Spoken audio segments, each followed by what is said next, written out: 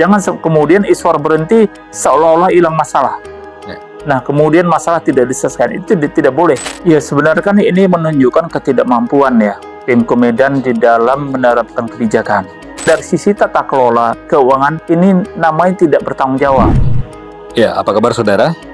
Iswar Lubis secara resmi telah menyatakan pengunduran dirinya sebagai Kepala Dinas Perhubungan Kota Medan sejak 6 Januari 2025 yang lalu. Dan banyak persoalan yang sudah ditimbulkan dan juga ditinggalkan oleh Iswar Lubis selama menjabat sebagai Kepala Dinas Perhubungan Kota Medan. Seperti parkir konvensional, parkir berlangganan, bus listrik, dan juga berbagai kebijakan lainnya. Apakah nanti masalah-masalah ini akan bisa diselesaikan? Kami akan membahasnya bersama dengan pengamat anggaran Elvenda Ananda. Apa kabar Bang Elvenda? Alhamdulillah baik. Ya, sehat Bang ya tahun 2025 ini? Iya, alhamdulillah, semoga tetap sehat. Ya. Bang El, di awal pertemuan kita di tahun 2025 ini ada positifnya, ada negatifnya. Publik menilai pengunduran diri yang dilakukan oleh Iswar Lubis sebagai Kepala Dinas Perhubungan Kota Medan. Kalau Abang menilainya positif atau negatif, Bang? Ya, dari sisi kinerja tentunya kita melihat banyak PR ya. Tentunya ini kekhawatiran publik ya sebenarnya. PR tersebut tidak dapat terselesaikan. Tapi penting dicatat sebenarnya tugas Kepala Dinas ini kan sebenarnya membantu wali kota ya di dalam tugas-tugasnya menyelesaikan rencana pembangunan jangka 5 tahun, kemudian tiap tahunnya dituangkan dalam kebijakan APBD. Nah kan sebenarnya tugasnya ini. Jadi nanti siapapun yang akan menggantikan tidak berubah secara organisasi tugasnya, tetap akan menyelesaikan ini. Nah tetapi sebenarnya kita cukup terkejut ya kemunduran ini dilakukan oleh Iswar sebagai Kepala Dinas. Sebab kenapa mundur? Karena memang masih banyak sekali persoalan yang harus diselesaikan seharusnya. Tetapi kita hargain, kita hormatin mundurnya beliau karena alasan kesehatan. Tapi yang jadi catatan PR banyak sekali yang harus diselesaikan di Dinas Perhubungan. Pertama tadi soal parkir konvensional dan parkir berlangganan yang sampai saat ini tidak ada penyelesaian kita lihat. Nah, kita tahu untuk parkir berlangganan sejak diberlakukan itu sampai sekarang masih juga berpersoalan. Nah, kemudian janji-janji yang disampaikan akan menggaji juri parkir, kemudian akan menertibkan parkir-parkir liar dan macam-macam, ternyata itu tidak berjalan secara efektif. Baik, Bang El, kita ulas secara detail lagi, Bang El. Ada 2 jenis parkir yang diciptakan di Kota Medan, Bang ya. Yang awalnya konvensional, ini digratiskan semuanya, Bang ya. Lalu berubah kebijakannya menjadi parkir berlangganan, uji coba, lalu diterapkan secara menyeluruh. Semua diwajibkan juga ini, Bang, kalau parkir berlangganan, Bang ya. Sampai-sampai ada stiker berlangganan juga muncul. Dan ini yang kita rasakan. Abang sudah beli ya? Sudah beli ya? Semua kendaraan Abang? Semua. Dan pada akhirnya ketika kita membeli, saya juga membeli, kami juga membeli tim. Tapi ketika kita parkir ini bayar juga. Jadi ada kerugian yang kita rasakan. Tapi kita bahas, Bang ya. Kemana kalau kita melihat, artinya kalau ada kebijakan parkir, tentu yang diraup adalah, yang ditarget mereka adalah pendapatan, Bang ya. Pendapatan dari parkir. Ada 2 jenis parkir ini.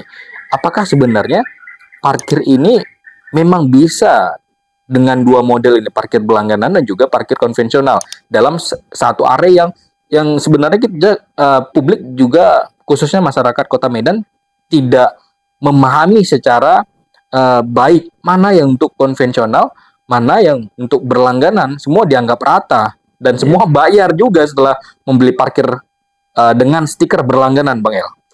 Ya sebenarnya kan ini menunjukkan ketidakmampuan ya Pemko Medan di dalam menerapkan kebijakan. Kenapa dianggap tidak punya kemampuan? Ya karena dari awal lahirnya Perda nomor 1 tahun 2024 soal retribusi ini, ya itu kan udah kontroversi ya. Nah kita lihat di bulan Maret dibahaslah Perda itu, ada kenaikan tarif gitu kan. Nah kemudian karena terasa kurang, kemudian muncul ide untuk parkir berlangganan. Nah wali kota sudah menyampaikan gagasannya untuk mengutip parkir berlangganan itu lewat pembayaran pajak kendaraan, dan itu dikonsultasikan sama pihak provinsi. Nah kan itu idenya sudah disampaikan ke media. Yeah. Nah kemudian ternyata banyak ini persoalan di lapangan. Nah kemudian maka berlakulah sistem konvensional juga. Nah awalnya memang mengutip berdasarkan ada 450 titik, nggak salah atau berapa dulu kan. Nah di luar itu gratis kan ya.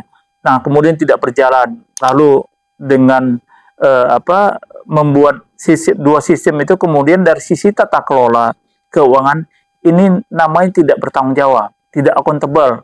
Sistemnya sangat susah di pertanggungjawaban. Kenapa? Ya ada dua sistem yang diberlakukan, tapi dua-dua tidak berjalan secara efektif.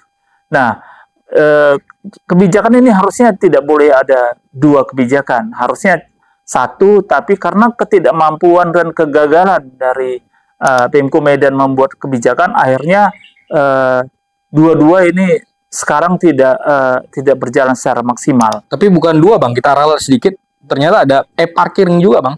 Parkir konvensional, baru e-parking, baru parkir berlangganan, 3 bang berarti. Nah kalau saya memang di awal sebelum parkir berlangganan kita ketemu e-parking. 3 berarti bang ya? Iya, tapi itu seiring dengan berjalannya parkir berlangganan, e-parkingnya sudah hilang. Tetapi sebenarnya itu menunjukkan kegamangan ya dari Pemko Medan di dalam menerapkan kebijakan. Kegamangan karena memang saya yakin itu studinya nggak ada. Kemudian tidak ada kajian. Kita tahu persis soal parkir ini bukan dunia yang biasa-biasa, tapi ini penuh dengan kekerasan, penuh dengan dunia preman gitu kan. Nah, saya yakin ini tidak mudah gitu, tapi dengan kekuasaan yang dimiliki, dengan sebagai menantu presiden, dia coba menerapkan kebijakan, tetapi ternyata tidak juga berhasil. Nah ini kan menunjukkan harusnya evaluasi yang dilakukan waktu Iswar itu diaudit oleh inspektorat, katanya sebenarnya kan harusnya sudah ada jalan keluar, tapi ternyata cuman evaluasi, tetapi untuk perbaikannya kita nggak melihat begitu. Baik, jadi kalau kita melihat keuangan dulu bang, ada target ya bang ya. Kalau e-parking dulu dia targetnya sekitar 60 miliar rupiah, lalu berlakunya 3 bulan, lalu digantikan dengan parkir berlangganan yang abang sebutkan tadi, juga ada perdanya di nomor 26 tahun 2024, targetnya 100 miliar.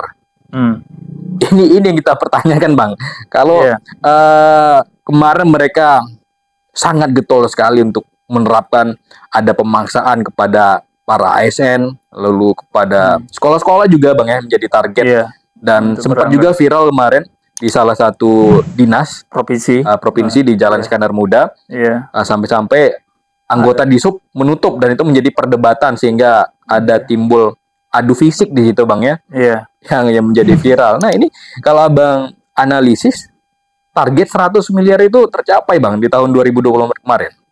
Ya kalau waktu saya ada acara talk show juga dengan kepala dinas, malah bukan cuma 100, ada 120 miliar sebenarnya targetnya. Kalau mereka optimis itu bukan cuma 100, tapi ada 120 miliar sebenarnya target mereka kalau efektif berlakunya parkir berlangganan. Mereka hitung dengan jumlah kendaraan, kemudian mereka hitung dengan tarif yang mereka gunakan berlangganan, itu akan tercapai. Lebih kurang 120 miliar malah. Harusnya. Nah, bukan 100.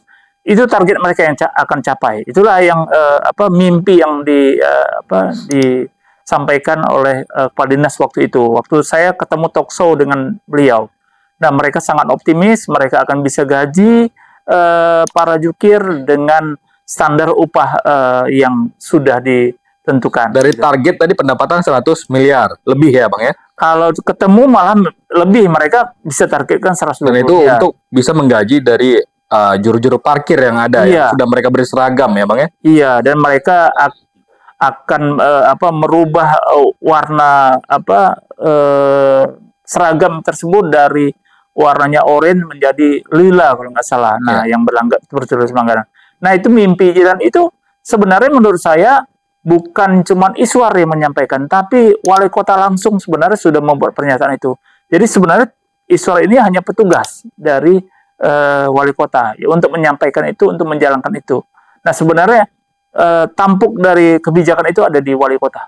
Iya, tapi pada kenyataannya sampai tahun 2025 gaji tadi ya, sampai sekarang itu kan hanya mimpi, dan kalau kita ketemu di lapangan para juru parkir justru menyampaikan bahwasanya tidak pernah mereka mendapatkan gaji dan semacam yang dijanjikan oleh wali kota. Ya, jadi di tahun 2024 juga saudara kami ingatkan juga, kami sempat menyoroti masalah parkir dan juga sempat kemarin berulang kali mengambil komentar juga dari Bang Elvenda Ananda bahwasannya tidak yakin target 100 miliar itu dari pendapatan parkir berlangganan ini dapat tercapai. Karena kami juga kemarin punya statistik kalau kendaraan dari BPS di Medan itu terdapat sekitar 332.497 mobil dan 232.529 sepeda motor. Jika 100% membeli kendaraan taat membeli stiker, maka dapat penghasilan sekitar 43 miliar 224.610.000 rupiah untuk mobil sekali, setelah dikalikan 130.000 sebagai biaya parkir berlangganan satu mobil. Itu untuk parkir berlangganan. Dan 20 miliar 927.610.000 setelah dikali harga stiker sebesar 90.000 untuk sepeda motor. Namun hitungan ini yang kami hitung secara kasar juga ternyata ini tidak memenuhi target juga, karena kami banyak sekali menemukan kendaraan sepeda motor maupun mobil tidak juga membeli stiker berlangganan seperti yang kami lakukan. Saya dan juga Bang El ya Bang, yang sudah membeli stiker ini. Tapi Bang El, kalau ada kegagalan yang artinya muncul ya Bang, sampaikan targetnya di tahun 2024. Ini sudah tahun 2025. Tidak ada penjelasan secara resmi dari Pemko Medan apakah target ini berhasil atau gagal. Harusnya ini sebagai transparansi pendapatan harusnya ada publikasi, Bang El ya. Iya, tentunya ini nanti akan disampaikan pada saat laporan keterangan keuangan ya di bulan Juni atau Juli 2025. Tetapi kalau yang hitungan tadi sebenarnya Pras belum menghitung, karena kendaraan dari luar kota juga harus bayar atau harus bayar stiker, kan itu hitungan yang belum untuk terhitung. Kota Medan saja Bang ya, belum ditambah yang dari luar kota. Makanya itu mereka yakin bisa 120 miliar asumsi yang mereka hitung. Jadi itu yang mungkin kita meleset menghitungnya, karena kasus-kasus kendaraan luar yang terjadi juga cukup banyak dipaksa harus membeli stiker dan membayar gitu. Nah, ini yang yang terjadi. Nah, kalau soal apakah target ini tercapai atau tidak, sebenarnya sebagai pertanggungjawaban publik terhadap kebijakan yang mereka buat, seharusnya mereka juga menyampaikan bahwasanya target ini tercapai atau tidak. Nah, kemudian saya yakin ini tidak akan disampaikan. Karena apa? Karena dari sisi kebijakan mereka itu gamang dan gagal. Baik, tapi di tanggal 7 Januari kemarin Bang, Kepala BKAD Medan yang bernama Zulkarnain ini merilis Bang di salah satu media online bahwasannya mereka realisasi APBD 2024 Kota Medan sehat dan optimal. Bang, tidak seperti yang Abang sampaikan tadi. Iya, jadi kan ini apa ya? Ada dua hal. Pertama, pertanggungjawaban Dinas Perhubungan yang menargetkan pendapatan di dinasnya. Satu hal lagi, penanggung jawab pengelola keuangan daerah BPKAD. Nah, kalau dari sisi pertanggungjawaban BPKAD bilang bahwasanya target yang mereka dapatkan itu adalah sehat dan optimal, tentunya menjadi pertanyaan juga. Apakah kemudian yang terjadi di Dinas Perhubungan itu sehat gitu? Nah, padahal dari sisi tata kelola kita sudah yakini itu bermasalah. Nah, jadi pendapat dari Badan Pengelola Keuangan Daerah itu kepada dinasnya itu memang sesuatu yang sangat bertentangan dengan praktik di lapangan. Di lapangan justru apa yang kita alami di persoalan perhubungan, persoalan parkir itu bermasalah. Belum lagi kita lihat sektor-sektor lain. Kita tahu misalnya pajak reklame banyak tumbuh termasuk videotron dan semacam. Kita tahu waktu pilkada itu isinya soal pilkada dan macam-macam, ada kandidat yang masang. Tapi kita meyakini itu tidak bayar gitu. Nah, lalu bagaimana transparansinya? Apakah itu sehat dari sisi penerimaan? Saya yakin itu tidak sehat juga dari sisi penerimaan. Kita nggak yakin, mana berani anak buah mengutip bosnya gitu. Nah, ini yang memang sebenarnya harus diaudit. Saya berulang kali dalam media sosial meminta kepada BPK untuk melakukan audit terhadap parkir berlangganan ini dan parkir konvensional. Kenapa ini tumpang tindih ini akan berbahaya dari sisi pertanggungjawaban? Baik, yang berhak mengaudit ini siapa, Bang? BPK bukan inspektorat ya. Karena kalau kita berdasarkan beberapa waktu yang lalu juga Kepala Dinas Perhubungan Kota Medan sempat diperiksa, Bang ya, sempat diaudit ya. Iya, jadi inspektorat itu gunanya untuk internal. Jadi dia melakukan pemeriksaan untuk laporan ke bos, dalam artian wali kota. Nah, itu gunanya untuk laporan ke dalam. Tapi untuk keluar itu adalah BPK. Jadi beda fungsi. Ada fungsi keluar, ada fungsi ke dalam. Artinya bisa saja dalam hasil pemeriksaan inspektorat selamat, dalam pemeriksaan BPK belum tentu selamat. Iya, sebenarnya dari standar audit itu sama. Cuman yang ke dalam itu dilindungin, yang di luar harus bertanggung jawab untuk dipublikasi atau disampaikan ke dewan. Nah, persoalannya kita tidak melihat dewan kritis ya dalam misalnya menyikapi penerimaan yang sehat gitu kan. Yeah. Nah, sementara kalau saya baca di Komisi 3 mengkritisi soal target pendapatan PAD yang sangat rendah gitu kan, dari penerimaan pajak hotel, restoran, itu kan kita tahu persis itu banyak yang lemah, dan hasil audit yang sebelumnya 2024 juga menemukan adanya kelemahan dalam penerimaan berbagai sektor pajak tersebut. Nah, ini yang sebenarnya ada bertolak belakang antara pernyataan Badan Pengelola Keuangan Daerah dengan apa yang disampaikan oleh dewan sendiri dan juga praktek lapangan yang dirasakan masyarakat. Baik, Bang El, kita beralih ke persoalan lainnya. Kita tahu juga pemerintah Kota Medan gencar sekali tadi yang seperti yang kami sampaikan di awal.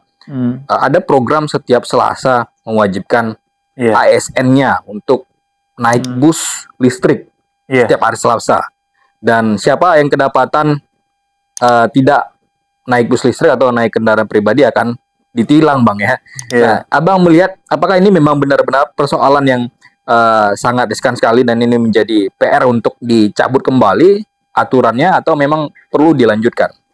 Ya, ini kan salah satu program ya dari wali kota ya soal pengadaan bus listrik, dan ini saya nggak tahu apakah ini sudah dikaji atau tidak. Nah, kemudian tujuannya apakah memang untuk dalam mengurangi kepadatan ruas jalan sehingga harus membuat transportasi massal.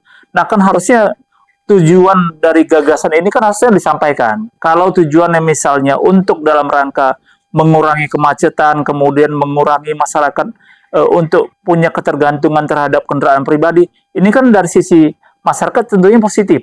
Kenapa positif? Ya, kita kan tidak mau uang ini habis dibakar. Nah, kalau kita menggunakan masing-masing kendaraan pribadi, negara yang sudah mensubsidi minyak itu kan akhirnya uangnya kan akan dibakar gitu. Tapi kalau dengan ada kendaraan massal, kita akan bisa menghemat pemakaian BBM. Nah, dari sisi tujuan yang untuk kalau itu untuk kemacetan supaya tidak macet, kita sangat memberi apresiasi ya. Tapi dari praktiknya ternyata kita meragukan hal tersebut. Kenapa? Pertama, pemerintah daerah, baik itu Pemko maupun provinsi, masih mengandalkan pendapatan dari pajak kendaraan, biaya balik nama. Itu kan artinya apa? Di satu sisi mau mencari uang dari banyaknya jumlah kendaraan, kemudian besaran pajak yang mau diperoleh, satu sisi mau mengurangi kendaraan. Nah, ini kan ada kebijakan yang bertolak belakang. Nah, ini harusnya pemerintah kota harus transparan. Sebenarnya yang mana mau dicapai? Apakah mau mengejar target PAD dari pajak kendaraan dan bahan biaya balik nama, atau mau menggunakan transportasi massal? Nah, kalau menggunakan transportasi massal, justru pajak-pajak kendaraan itu jangan dikejar. Bahkan kalau memang buat masyarakat meninggalkan kendaraan pribadi beralih ke transportasi massal. Nah, tapi penuhilah persyaratan itu, misalnya kendaraan massal memang benar-benar sangat dibutuhkan. Ini kan belum mengarah ke sana. Nah, ini yang memang ya harus menjadi belum dibutuhkan. Maksudnya gimana, Bang El? Yang belum dibutuhkan dalam artian kan ini tidak bisa menjangkau di semua pelosok. Baik. Sehingga orang masih memilih kendaraan pribadi. Ada halte khusus yang harus didatangi oleh masyarakat ketika mau naik bus listrik, Bang ya? Iya, di satu sisi kan budaya masyarakat untuk berjalan kaki mencapai halte itu kan belum hal yang biasa. Nah, masyarakat masih tidak terbiasa untuk berjalan kaki, kemudian mendatangi halte, bahkan berhenti pun masih belum tertib, berhentinya bus gitu. Nah, ini yang memang perlu edukasi ke masyarakat. Nah, kalau memang itu tujuannya, itu persiapan dahulu sehingga tidak bertolak belakang antara mau mengejar target PAD dari pajak kendaraan berbiaya nama sama dengan mengadakan kendaraan massal. Nah, saya nggak tahu apakah ini karena jaringan wali kota yang bagus ke pusat sehingga mendapatkan kendaraan, kemudian mendapatkan pinjaman dari Bank Dunia untuk memperbaiki koridor yang sehingga sekarang itu membuat macet di depan pos blok Kota Medan. Tapi kalau Abang melihat ke depannya, program bus listrik ini akan berjalan atau seperti apa? Saya justru pesimis melihat kebijakan ini karena tidak didukung oleh upaya-upaya yang lain, termasuk tadi yang kita sebut, kalau mereka konsisten untuk mengurangi kepadatan ruas jalan, mereka justru harus berupaya tidak mengejar target PAD dari pajak kendaraan. Itu kan satu, dan biaya balik nama. Nah, kemudian yang kedua, kalau mereka memang mengupayakan supaya jalan tidak macet, itu kebijakan memusatkan kendaraan itu di lapangan mereka itu membuat akan lumpuh sistem transportasi. Kenapa? Ya kalau semua disediakan, misalnya lapangan Merdeka nanti akan disediakan parkir di basement. Nah, kendaraan pribadi akan leluasa untuk akan tumpah ke satu titik. Tumpah ke satu titik. Itu berbahaya bagi sistem transportasi. Nah, kita kalau melihat gambaran ke depan, apa yang direncanakan wali kota dengan ada keberadaan ini, justru kita akan melihat ke depan itu akan semakin crowded sistem transportasi, sistem lalu lintas di jalan. Karena Pemko Medan tidak sejalan dengan tujuan untuk mengadakan transportasi massal ini. Nah, kalau memang seperti itu akan membuat misalnya antara kebijakan pengadaan kendaraan bus massal dengan apa yang dilakukannya membangun basement kendaraan pribadi di inti kota Lapangan Merdeka, itu sebenarnya bertolak belakang. Justru kendaraan massal akan semakin tidak efektif karena badan besar dibanding kita sepeda motor, itu jauh lebih efektif kendaraan bermotor yang lebih cepat, lebih mudah. Gitu. Apalagi kalau kita lihat jalan ke Sawan kan sudah mengecil juga. Mengecil, ya. Dengan bodi bus listrik tadi, betul, yang sangat besar Abang sampaikan tadi, bagaimana bisa akan menguasai satu jalan ya bang. Iya. Dan ini menyulitkan juga bagi pengendara lain untuk memotong atau menyalip bang ya. Iya, makanya saya meragukan studi yang dilakukan dalam mengadakan kendaraan bus massal ini. Seharusnya setiap kebijakan itu diawali dengan studi kebijakan untuk memastikan kebijakan ini efektif atau tidak. Dari berbagai perjalanan wali kota Medan dalam membuat kebijakan itu rasa-rasanya banyak yang bermasalah dalam hal studi. Kita bisa lihat studi lampu pocong, studi jalan di depan rumah dinas gubernur yang licin dan macam-macam. Nah, Jalan Sudirman. Nah, kemudian studi-studi lain itu yang diragukan kebenarannya. Nah, kemudian baru-baru ini juga di depan Lapangan Merdeka yang banjir. Nah, kemudian merusak yang baru diresmikan itu. Nah, itu yang sebenarnya dari gambaran tersebut menunjukkan bahwasanya pembangunan yang dilakukan Kota Medan itu tidak berdasarkan studi yang cukup kuat. Ya, tapi yang menjadi menarik sekali bang di publik ketika Iswar mundur sebagai kepala dinas perhubungan Kota Medan, publik bertanya banyak sekali teman-teman kita dari masyarakat umum, ketika Iswar ini sudah berhenti, sudah mengundurkan diri, kepada siapa kita menagih uang stiker ini bang? Iya, sebenarnya kalau kita balik kepada tupoksinya Dinas Perhubungan, itu kan penanggung jawabnya ada wali kota. Nah, wali kota tidak bisa lepas dalam membuat kebijakan ini, termasuk misalnya kerugian masyarakat yang membeli stiker kemudian pada praktiknya tidak dapat diberlakukan di lapangan. Ini harusnya ada tanggung jawab wali kota untuk mencari jalan keluar, apakah itu dikembalikan pembiayaannya atau kemudian ada solusi lain. Jangan kemudian Iswar berhenti seolah-olah hilang masalah. Ya. Nah, kemudian masalah tidak diselesaikan. Itu tidak boleh. Bisa dituntut bang ya?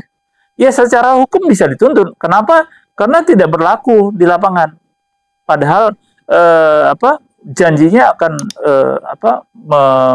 membayar petugas parkir bulanannya, kemudian akan membebaskan masyarakat yang sudah punya stiker untuk parkir, kemudian akan menata parkir lebih baik. Itu kan semua tidak terwujud.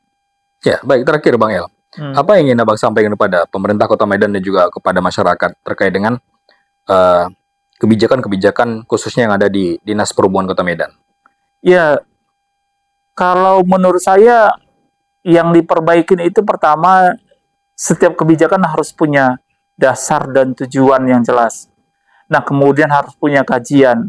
Nah, misalnya contoh aja, transportasi massal tersebut, ini harus benar-benar disampaikan tujuannya dan konsisten, gitu. Tidak karena gagah-gagahan bisa mendapatkan bantuan kendaraan, kemudian memberlakukannya di Kota Medan. Nah, ini kan tidak boleh seperti itu, tapi harus berdasarkan tata kelola pembangunan yang sesungguhnya.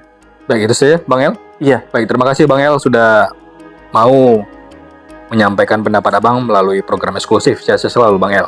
Iya, terima kasih. Ya, demikian tadi saudara wawancara kita dengan pengamat anggaran Elvenda Ananda. Saya prasetyo untuk program eksklusif. Sampai jumpa.